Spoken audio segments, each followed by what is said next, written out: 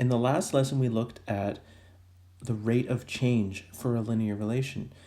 This time we're going to talk about something called direct variation and partial variation. So these are different ways of describing a linear relation. So here's an example just to show you the difference. So Nick and Carter are each going to open a rickshaw business in Stratford. They have two different ideas for pay schemes. So in class, I was going to have you work in partners on this, but I'll just explain both partners' jobs here. So Nick's rickshaw business. Nick charges a flat fee of $10, plus he charges an additional $2 for every 5 minutes that the ride lasts. So here I've made a table of values. So I have the minutes of the ride, every 5 minutes, and the cost. So it says he has a flat fee of $10. So as soon as you get on the rickshaw, that costs you $10. So even if the ride lasts 0 minutes, you're paying $10. He charges an additional $2 for every 5 minutes. So every 5 minutes, he's charging $2 more. So a 5-minute ride would cost $2 more. A 10-minute ride would cost another $2 more, etc. And I can make a graph of the cost of the ride versus the number of minutes the ride lasts. Carter has a different pay scheme. He charges $4 for every 5 minutes that the ride lasts. There's no flat fee. So if there's 0 minutes of riding, there's zero cost. Every 5 minutes, though, the price goes up $4. So you can see the graph for that. Now I have two questions here. For both of them, the question is this a linear relationship? Well, if you look at the graphs, you can clearly see, yes, they are. If you looked at the first differences, well, we're going up 2 every time. So the first differences are constant. Here we're going up 4 every time. So the first differences are constant. So any way you look at it, yes, this is a linear relationship. Now, next question. Does it pass through the point 0, 0? Well, 0, 0 would be down here. We call it the origin. So this first one does not pass through this point. The second one, yes, it does. It goes through 0, 0, the origin. This information will come in handy as we go through some examples. So in that warm-up question that I just did with Nick and Carter's business models, we made graphs, and now we're going to talk about the difference between direct and partial variation. So Carter's business model was an example of direct variation. This means that the cost depends only on the time of the ride. It varies directly with time. So the graph for direct variation looks like this, where the line starts at 0, 0, and it changes directly with whatever your independent variable is. So what that means is that's the only influence on the change. The equation of direct variation looks something like this. Y equals m times x. So y is whatever variable you have on the y-axis, and x is whatever variable you have on the x-axis. This m here represents a number, and you've seen this number before, and that number is the rate of change. Now, sometimes in your textbook, rate of change will also be called slope. For our purposes, rate of change and slope are interchangeable. We're just going to say they mean the same thing, okay? So the equation of a direct variation is y equals the rate of change times x. And hopefully, once we start doing some examples with this, it'll make more sense. Now, if we think back to that warm-up question that I did before about the rickshaws, Carter had direct variation, but Nick had partial variation. So what this means is the cost depends not only on the time of the ride, but also an initial cost. So there's kind of two factors that contribute to the cost. So the cost varies partially with time, but partially with something else. And because of that, graphs for partial variation don't start at 0, 0. They don't start at the origin, they start up higher because there's that initial cost or initial value that influences the price or the cost. So when we look at an equation for partial variation, it looks a lot like what we saw before, where we have y equals mx, but the cost changes not only as a result of time, but also there's that initial cost, and we use a b to represent that. So in our equation, x is whatever variables on the x-axis, y is whatever variables on the y-axis, m is our rate of change or slope, and we have to add this b. So this b represents our initial value or starting value. That's the value that it starts at on the y-axis. Okay, so let's do an example. A company charges $8 for a t-shirt plus $1.25 per letter to put your last name on the back.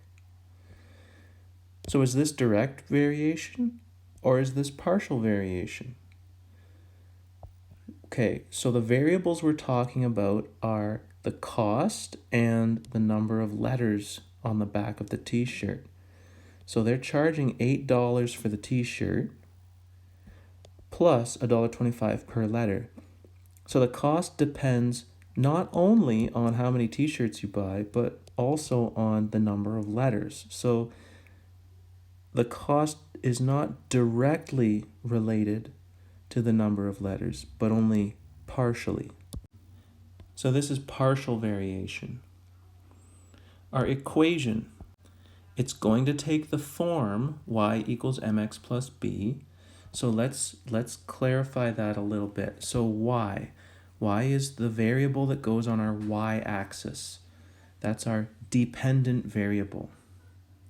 X is the variable that goes on the x-axis. That's our independent variable. Okay, so we have the cost and the number of letters.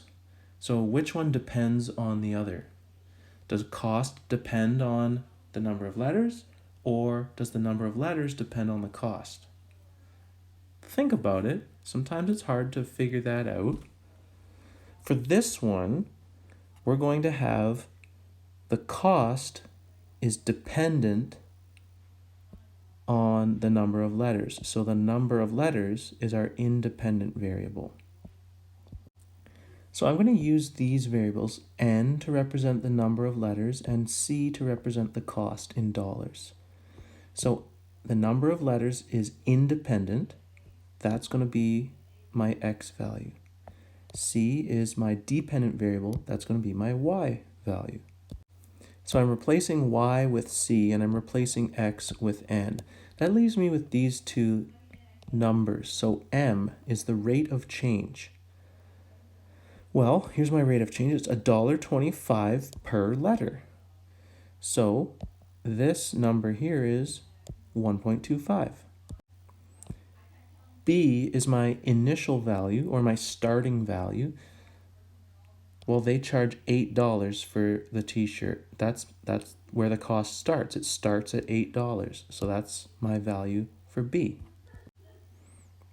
And there you have it. Now I have an equation. So to calculate the cost, it's $1.25 per letter plus $8. So 1.25 multiplied by the number of letters plus 8. So now we can answer this question: how much would your t-shirt cost? Well, you can try it for yourself. I'll show you how I would calculate the cost for my shirt. So I need to know how many letters are in my last name. Well, there are 6 letters in my last name. So I'm going to substitute 6 for n. Now I just have to do the math. Remember, when you're evaluating, you have to do BEDMAS, so the multiplication comes before we do the addition. So I'm going to do 1.25 multiplied by 6, and then I'm going to add 8 to get my cost. So for my shirt, it's going to cost $8 plus $1.25 for each letter. I have 6 letters in my name. It comes out to $15.50. But you can try this for your last name. My last example here deals with a company that allows you to download concerts just hours after you see the concert. So here I have a table of values. I've got the number of concerts and the cost. So what I'm going to do is I'm going to use my table of values to make a graph first. Then I'm going to calculate the first differences and the rate of change. I'm going to determine whether or not this is direct or partial variation. I'm going to come up with an equation, and I'm going to use that equation to calculate the cost for 17 concerts. So this example right here is really good at reviewing almost all the stuff we've talked about in the last few lessons. I'd like you to try doing all of this by yourself first. So pause the video, try it, and then you can unpause it to see my solutions here. So start with making a graph.